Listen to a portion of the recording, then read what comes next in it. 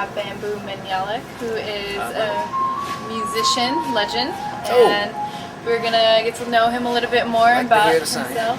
Good sound, yeah. So tell us a little bit about yourself. Like, where did you grow up? Well, I was born in the Philippines, but I grew up here in San Francisco in the suburbs, San Mateo. Went to Abbott and Hillsdale High School. So, and I'll cut it right there from that point on, right there. So, yeah. Okay. All right. And then, so you have been traveling around the world, I've heard, and Yes. tell us a little bit about your whole adventure. Yeah. How it started. I mean, how it started. Right off the bat from high school, I finished my high school in the Philippines, right, and somehow found my way into music right there, and since from that point on, I've just basically going back and forth from the U.S. For the past few years, the U.S. to the Philippines, and then fairly recently, in the last 8 years, since the world's been opening up, right? I've been traveling to Singapore, to Thailand, to Indonesia, to the Middle East, the UAE, Dubai, Bahrain, sort of name it. Nice. So like, what gave you the dream or the idea to become a musician? Yeah, there was no dream. I just sort of fell into it. And I think that sort of helped me along the way, because I've always been reluctant, sort of held myself back. I always thought, oh, this can't be my job. I can't be doing this my whole life, right? Until you see people being responsive and no, liking, right? No, in a sense, yes, but also at a certain point, I started feeling that, hey, this could get serious, and I started growing as an artist. I started writing my own stuff, and I just picked stuff up so fast, and 20 years has passed by, and boom, I'm still here, and doing pretty good. Still working. Doing pretty good, yeah. You being a musician, and writing your own stuff, you have to come up with your own things. Where does that come from? Or where do you find these things to make your music? What inspires me? Just living in Manila, right? Sort of, and sort of being in the middle. I always felt like I didn't really know where I sort of belong. You know what I mean? Because I was born there, raised here, but I'm back there. I go back and forth. So it's sort of a tough thing, right? Right. So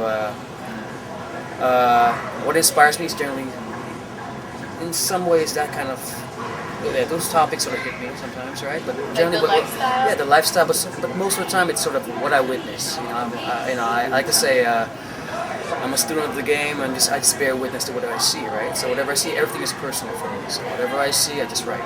Nice. That's how I just react to whatever's out there. So in the Philippines, we're all about, when you're there, of course, there's no way you can't talk about the corruption or the poverty, whatever. Right. But at some points, I just write about, about love and life, and sort of And that's what playing, being in the middle, playing sort of, playing this game. So you're like kind of a connection to your inner self, and then to everybody that listens to you. Yeah, right? I mean, yeah. Like definitely. trying to tell a story, pretty much. Of course. I mean, Nice. as much as possible, you want to be a storyteller, right? So, yeah, even when I was here in the U.S., at some points, right, I try to find artists, the guys I sort of gravitate towards, right, except someone similar. So I was reading up on, I'm not sure if you guys are familiar with Carlos Pelosa.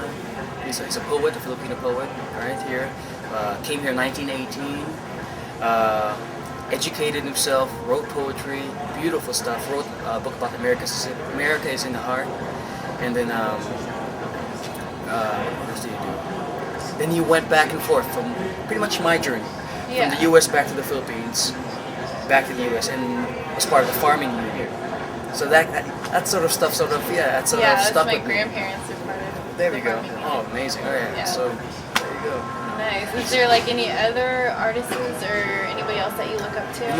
I wish I could say I could down here, but that's why I'm out here. You know what I mean? That's why I'm educating myself. Yes. Let's see what's gonna pop up on TV here, right?